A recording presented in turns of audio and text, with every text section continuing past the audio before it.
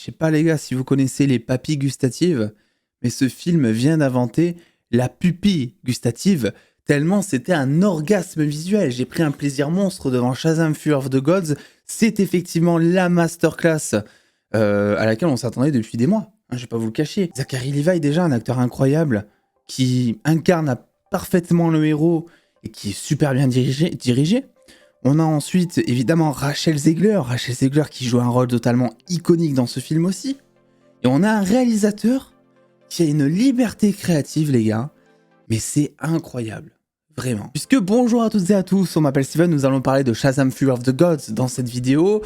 On introduit donc ce film avec une séquence d'ouverture de 10 minutes, et c'est là où vraiment tu sens la patte du réalisateur, une patte qui va continuer bien entendu tout au long du film, sans pour autant être biaisé derrière par un film qui pourrait potentiellement être malade, ou par un cahier des charges de Warner grâce à une fusion avec Discovery, ou un changement de direction depuis le changement d'univers, etc. Donc c'est un film où tu ressens énormément de choses, le temps ne passe pas quoi, c'est un délire. Tu ressens énormément de choses au travers de la réalisation, parce que comme je vous l'ai dit, c'est plein d'idées. Tu ressens énormément de choses au travers de la musique, qui n'est pas du tout une musique remixée de Black Adam.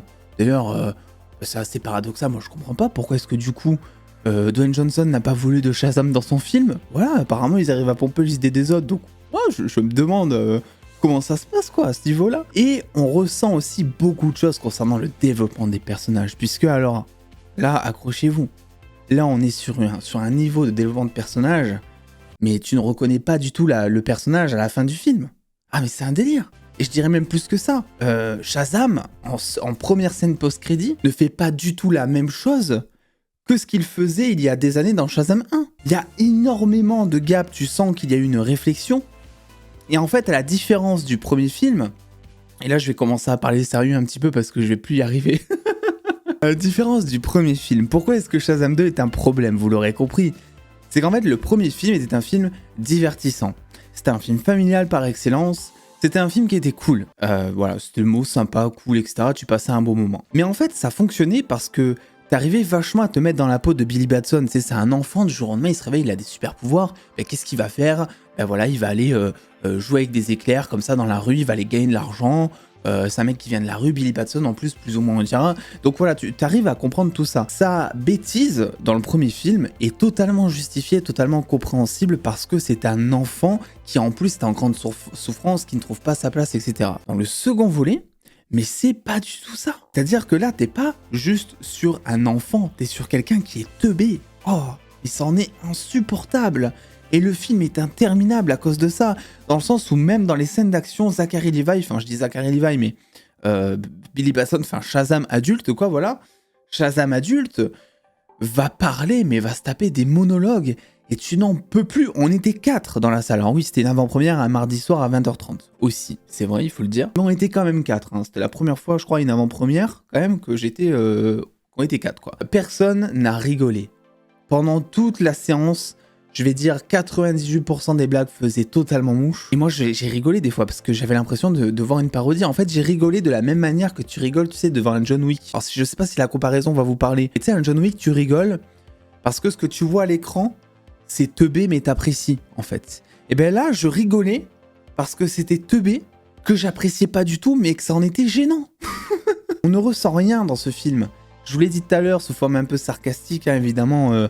Parce que bon, comme ça je fais un mélange des deux dans cette critique, parce que je voulais aussi me faire un petit peu kiffer, mine de rien. Attends, je vais me taper 2 heures là de dose de Shazam 2, s'il te plaît. Il n'y a rien qui est mis en place pour te faire ressentir des choses, et le développement de personnages, mais ça c'est la grosse déception, parce que autant on pouvait s'attendre à ce que Shazam 2 soit décevant, mais il y a une chose qu'on attendait, il y a une chose qu'on espérait, c'était que la Shazam Family soit plus ou moins développée, tu sais, c'est un peu ce qu'on te tease à la fin du premier film, tu te dis ok, ce second volet...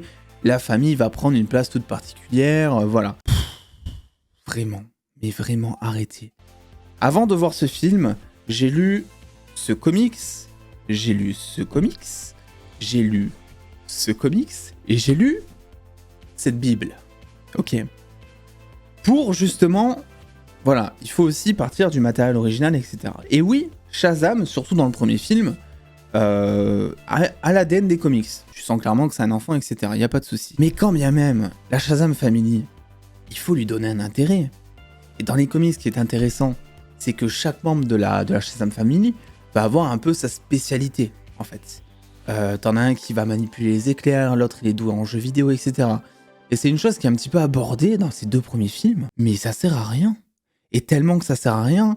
Non, je peux pas, c'est en partie spoiler, ça, merde. Ça ne sert à rien, la Shazam Family, en gros du gros. Concernant les effets spéciaux, eh ben très franchement, c'est pas ouf. Mais petit point d'honneur pour le dragon. Le dragon, franchement, est super bien fait. Il est là pendant une bonne partie du film d'ailleurs. Et il est plutôt bien fait. Il fonctionne physiquement. Alors la menace des méchants, ça c'est la grande question aussi. Les méchants dans Fury of the Gods, qu'est-ce qu'on en pense? On en pense pas grand-chose. Je sais même pas s'il est mieux que le méchant du premier film. Pour être honnête, j'en sais rien. Parce que le méchant du premier film avait, je trouve, un certain charisme dans son allure, physiquement en fait. Si je vous dis méchant du premier film Shazam, peut-être que vous l'avez pas trouvé ouf, ou vous vous rappelez plus de son histoire, etc. Mais je pense que visuellement, vous vous en rappelez tous, plus ou moins en tout cas. Là, le souci avec donc les méchantes de ce second volet, c'est qu'en fait, elles ressemblent juste toutes à des Amazones. Elles sont totalement lambda. Moi, je les ai pas du tout trouvées menaçantes. Elles sont même totalement connes, mais ça, c'est à cause du film, parce qu'il y a plein de facilités scénaristiques. Et en plus, elles se font battre aussi, forcément, quand tu te fais battre par Shazam, au bout d'un moment, c'est de la même manière que quand tu te fais battre par des fourmis, quoi. Tu vois, tu peux aussi considérer ça comme ça. En tout cas, le Shazam de cette version au cinéma, je parle pas du Shazam des comics, parce que vraiment, lisez ces comics, là, vraiment, faites-vous plaisir, là, chez Urban. Voilà, les DC Rebirth, là, tome 1, tome 2, vous avez besoin de rien lire avant. Faites-vous, franchement, très bonne surprise. Voilà. Moi, j'étais défaitiste et tout. Putain, Shazam, en plus, je l'aime pas du tout de base. Très bonne lecture. Mis à part tout ça, il y a quand même une séquence d'ouverture qui est intéressante, comme je vous l'ai dit. Il y a l'idée dans la réalisation, il y a certains plans qui sont assez badass mais mal effectués, dans le sens où il y a l'idée mais c'est mal réalisé parce que manque de budget. Bah oui, t'es sur un film qui coûte je crois 110 millions, qui va d'ailleurs potentiellement être le plus gros flop de DC. Derrière, t'as Zachary Levi qui milite sur les réseaux sociaux pour que tout le monde aille voir son film. En fait, comme je vous l'ai dit depuis maintenant des mois, des années, ce qui compte pour un film, c'est son box-office. N'espérez pas qu'une suite soit actée, si en fait ça ne dépasse pas, si en fait juste le film n'est pas rentable de base, quoi. Shazam, pour qu'il soit rentable, ça veut dire qu'il faudrait qu'il fasse minimum un peu plus de 300 millions au box-office dans le monde. Au moment où je tourne cette vidéo, je crois qu'il est à 120 millions de box-office dans le monde, en sachant qu'il est déjà sorti depuis une semaine partout, sauf en France. Et en France, ça va rien changer du tout, hein. Donc ça risque d'être le plus gros bide, et là, il y a un gros problème. Il y a un gros problème, et je suis toujours en partie non spoiler. Ce film vous prend pour un con. On peut dire ce qu'on veut, moi je suis d'avis de dire qu'il faut tous qu'on ait des avis qui sont en fait différents en fait dans le cinéma, parce que c'est ça qui fait sa richesse, c'est le fait justement qu'on puisse en débattre tous ensemble. Voilà, si toi t'as aimé Morbius, mais moi j'ai envie de savoir, ok, mais pourquoi est-ce que t'as aimé Morbius? Je serai pas là à te juger, mais je vais être dans l'incompréhension et je vais vouloir comprendre ton ressenti du film. Mais il y a une chose qui n'est pas un ressenti, ce sont les 2 scènes post-crédit. Les 2 scènes post-crédit qui teasent une suite à Shazam. Et les gars, c'est quoi ce délire? Qu'est-ce que vous nous faites là en fait? Parce que là, il y a clairement des gens qui attendent un Shazam 3 du coup. Sauf que Warner le savait pertinemment que ça n'allait pas fonctionner. D'autant plus qu'il y a eu des changements de scènes post-crédit entre temps. C'est volontaire de mettre ça. Ils auraient dû cutter les scènes post-crédit. Du coup, ça ramène du box-office parce que les gens continuent, essaient de continuer de poursuivre un univers qui n'existera plus après Flash, après Aquaman 2, et avec l'arrivée de Superman Legacy. Et en vrai, on peut pas non plus leur en vouloir, c'est une entreprise. C'est une entreprise qui cherche à faire de la thune, et en plus ils sont endettés. Voilà. Mais je trouve ça juste pas ouf. Voilà, je tenais juste à vous le dire. Alors oui, j'aimerais parler d'une chose, parce que je trouve qu'on en parle pas assez, même si ça fait un moment qu'on le sait, mais par contre, les costumes sont plutôt cool dans ce film, contrairement au premier qui était assez molletonné, etc. On est un peu moins comics accurate ici, mais on est sur quelque chose de plus réaliste qui va pas non plus déformer la structure de l'acteur.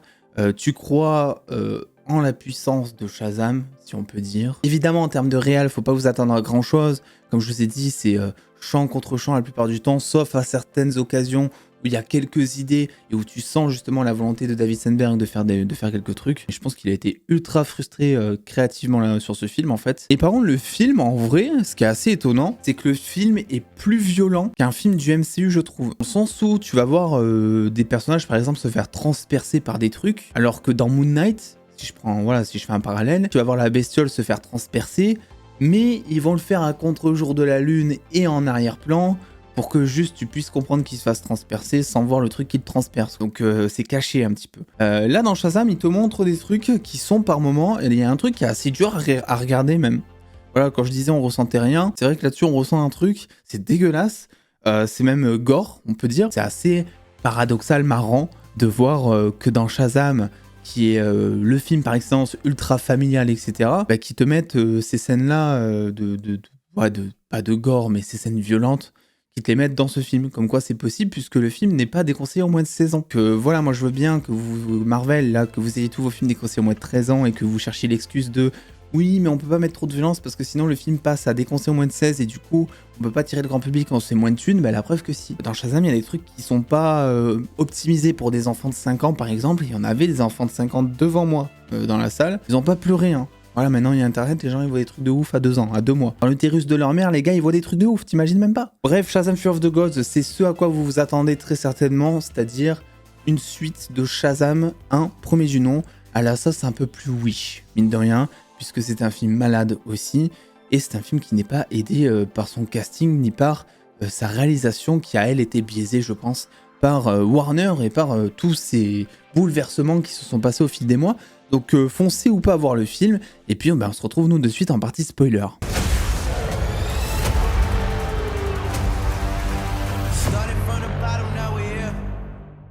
Bon alors la partie spoiler évidemment, moi je vais aborder deux choses, c'est la fin du film et la première scène post-crédit. Déjà première scène post-crédit, il y a un truc qui m'a fait mourir de rire, que tu vois donc, à chaque fois j'oublie son nom lui, c'est incroyable, mais donc le personnage de Peacemaker avec la femme de James Gunn, donc Jennifer Holland, qui viennent donc voir Shazam qui est en train de jeter des éclairs, là c'est ce dont je vous parlais je crois dans la partie sarcastique de la vidéo, où je disais que le mec il a toujours pas évolué depuis Shazam 1 parce qu'il fait exactement la même chose dans Shazam 1. Je me dis putain mais qu'est-ce que c'est que ce truc de merde quoi. Alors oui Shazam c'est un enfant mais l'enfant il grandit et puis ça se voit dans le 2 il est déjà plus mature. Puis même dans les comics, oui il fait des vannes Shazam mais il reste quand même assez responsable et même badass quoi tu vois. Donc je sais pas pourquoi ils ont fait ça en fait. Bref c'est pas vraiment le sujet, ce qui m'a fait rire c'est que ils ont mis donc des personnages de Peacemaker, une série qui a été ultra popularisée aux États-Unis, mais qui est disponible en France que depuis janvier 2023 sur Prime Video, je crois, que personne n'a regardé ou presque, puisque en fait, il y a pas eu de communication autour. Hein. Voilà, c'est-à-dire que si de base tout était sorti en même temps, on aurait eu les trailers, on aurait été hypé en France aussi, mais vu que la série est restée bloquée, je crois, pendant 2 ans aux États-Unis sans pouvoir la regarder de manière légale en France, bah, ceux qui n'ont pas Prime Video et qui ne sont pas un minimum curieux ou même fans de DC n'ont pas regardé Peacemaker. Et donc là, tu arrives et tu vois 2 personnages de Peacemaker. Tu ne sais pas qui c'est. Ensuite, ces 2 personnages te parlent de la Justice Society of America, donc introduit dans Black Adam, un film qui a bidé au box-office. Et en plus, dans cette scène, ce qui est drôle, c'est que eux-mêmes se foutent de leur gueule. C'est-à-dire qu'il y a une scène où ils t'expliquent que, en gros, il faudra arrêter de mettre le terme Justice partout, parce qu'entre Justice League et Justice Society of America, on ne comprend rien. Et c'est exactement ça, quoi. Moi, j'ai tellement pensé au grand public à ce moment-là, qui n'a rien dû comprendre d'ailleurs à cette scène, parce que tu vois donc 2 personnages qui arrivent pour recruter Shazam et qui au final ne le recrutent pas. Donc la scène, elle est caduque un petit peu. Pourquoi la mettre? Tu vois? Pourquoi ne mets pas de scène post-crédit en fait? En plus, il y en a une deuxième derrière qui tease un Shazam 3. Parce qu'autant la première, tu te dis ok, il n'y a pas de souci, bon, il peut y avoir un flou de l'essai, etc. Autant la deuxième scène post-crédit, ça tease un Shazam 3, qui était en plus déjà des personnages qui étaient teasés dans la scène post-crédit de Shazam 1. Donc en fait, quand tu vois cette scène post-crédit, tu te dis ok, donc ce Shazam, Fury of the Gods, en fait c'est un Shazam 1.5. Et donc on attend le 2, sauf que le 2 n'arrivera probablement jamais parce que gros bide au box-office. Et ensuite, je vais parler de Wonder Woman, évidemment. Bon alors moi, personnellement, la scène avec le sorcier... qui a la tête, la tête de sorcier sur le corps de Wonder Woman, c'est pas vraiment un truc qui m'a dérangé. Ça m'a plus dérangé dans le sens où c'était mal fait et que tu voyais au niveau de l'animation des yeux, etc. qu'en fait ils avaient vraiment rajouté la tête du sorcier par-dessus la tête de la doubleuse de Gal Gadot à ce moment-là. Et à mon avis, ils auraient dû faire l'inverse, tu vois. À mon avis, ils auraient dû habiller le sorcier en Wonder Woman, modifier en post-prod la silhouette derrière. Parce qu'en fait, vu qu'il y a que la tête qui bouge, c'était beaucoup plus facile de modifier en CGI le corps statique que la tête, quoi. Donc il y avait un truc comme ça qui m'a dérangé. Mais au-delà, l'idée, en vrai, ça va, tu vois. C'est un rêve. L'idée, je la trouve plutôt ok pour le personnage. C'est un personnage qui est... Ouais, c'est un gosse, tu sais, il fait des des rêves érotiques limite avec Wonder Woman. Ça en vrai, ça m'a pas fait rire non plus, mais ça m'a pas dérangé. Mais par contre, Wonder Woman à la fin du film qui ressuscite Billy et qui débarque, mon Dieu, quelle horreur. Mais elle mérite tellement mieux, Gal Gadot. Mais qu'est-ce que vous lui faites? Mais c'est un délire. La meuf, elle débarque, elle est dans la pose la plus caricaturale qui soit. Et là, c'est même pas naturel. C'est ça le problème, c'est que dans Wonder Woman 84, elle est aussi comme ça, il me semble, mais il y a quand même un aspect beaucoup plus naturel. Là, mais ça fait cliché de ouf parce que t'es clairement à une scène d'enterrement, en fait, c'est des funérailles, t'as une musique douce et tout, et puis d'un coup... Ça n'a aucun sens. Il n'y a aucun sens dans cette scène, vraiment. Aucun raccord. Avec la musique de Wonder Woman 1984 et ses guitares, ses violons électriques qui débarquent, et une Gal Gadot qui va poser comme ça, qui a quand même pas mal de temps d'écran, quelques petites lignes de dialogue, elle dit pas juste bonjour, et ben, c'est vrai que ça fait plaisir de la voir, mine de rien, je vais pas vous le cacher, mais elle mérite tellement mieux que ça. Elle arrive un peu juste pour faire la facilité scénaristique, hein, en mode, bah oui, bah il nous reste une déesse. Oh, Wonder Woman, tiens, tu es une déesse, et tu sais pas ce qu'elle fait, juste elle prend le gourdin, elle le tape contre le sol, puis ça fait des trucs, ça revive tout. Limite, ça allait revive la maison derrière, tu sais, qui a été totalement détruite. Ça allait revive aussi Phil Coulson dans Avengers 1, qui se fait transpercer par Loki. Ça peut tout revive ce truc, je ne sais pas ce qui se passe. Donc voilà, Wonder Woman pas ouf, et les méchantes aussi, il y a un délire qui est fait, c'est-à-dire que dans la séquence d'ouverture du film, on te vend qu'il y en a une donc qui peut chuchoter un petit peu ses vœux, on va dire, dans l'oreille des gens et qui vont s'exaucer, qui vont direct l'écouter, etc. Donc elle peut commander absolument qui elle veut. Et t'as l'autre donc qui est jouée par Hélène Mirren, qui donc a un espèce de pouvoir de la force, on dira. Et en fait, ils l'utilisent jamais.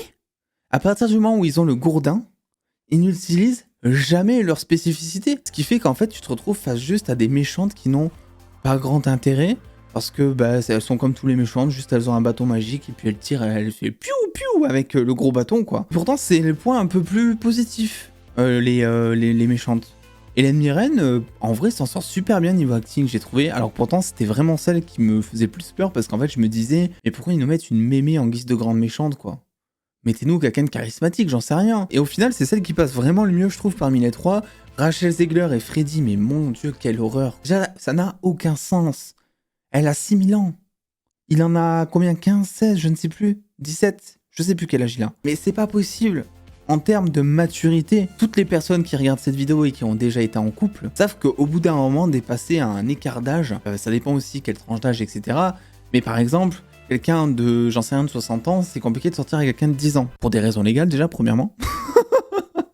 Mais surtout parce que t'as pas la mentalité. Si encore Freddy c'était un adulte, tu vois, tu te dis la mentalité d'un adulte, elle a 6000 ans, certes elle a beaucoup plus d'expérience, et voilà, mais elle a une mentalité d'adulte aussi. Normalement ça devrait coller, mais là, non, faut arrêter de déconner, mais personne n'y croit. Limite c'est malsain leur truc, je te jure. Ils ont des scènes ultra caricaturales aussi, les petits bisous, les trucs comme ça, tu sens pas du tout. En fait là encore une fois tu ressens rien au travers de leur amour, au travers du développement du couple, tu ne ressens rien. J'ai pas vu l'évolution, moi, des personnages. Parce qu'en fait, dès le départ, ils arrivent. Elle fait genre qu'elle a un petit crush sur lui. Lui, bah, comme d'hab, dès qu'il y a une meuf qui prononce son prénom, il en peut plus. Donc forcément, bah, il était content, donc il était amoureux direct. En fait, il n'y a pas eu d'évolution parce qu'on est passé du moment où elle, Rachel Zegler, elle fait semblant, à direct le moment où ils vont s'embrasser pour la première fois pour de vrai, quoi. Donc c'est dommage. Je pense que ça aurait pu être touchant. Surtout pour Freddy, qui est un personnage qui a un fort caractère et qui était assez impactant dans le premier film, je trouve, et qui là, bah, en vrai, a été assez aux F sur 20, quoi. Ils ont une scène aussi à un moment où Freddy va vouloir accompagner Rachel Zegler, donc qui se fait envoyer des ultrasons donc par ce fameux dragon. Donc Freddy, tu vois, il arrive comme ça, tu te dis ok, qu'est-ce qu'il va faire? Il va faire bouclier humain pour la protéger. Pas du tout, non, il va rien faire, il fait rien. Je sais pas pourquoi il fait ça. Il se met aux côtés de Rachel Zegler juste pour souffrir avec elle. Et en plus, il fait un move avec son, comment ça s'appelle, avec sa béquille. Un move comme ça, en mode, comme ça pour se donner de la puissance ou je sais pas quoi, sauf que ça ne sert à rien. Moi, je me suis dit, ok, qu'est-ce que tu vas faire avec ta béquille? Tu vas faire un truc, on va pas être prêt, ça va être un délire, ça va être badass, ça va être incroyable, pas du tout. Il ne s'est rien passé. Et grosse déception pour Marie, surtout depuis que j'ai lu les comics. Parce que Marie, dans le premier film, était peu présente, donc ça allait, mais Marie, normalement, dans le Shazam, c'est un petit peu la sage du groupe. C'est l'adulte, quoi. C'est celle qui est plus vieille. C'est l'adulte, c'est celle sur qui les gens se reposent quand ils ont des questions, etc. Et elle fait vachement mature.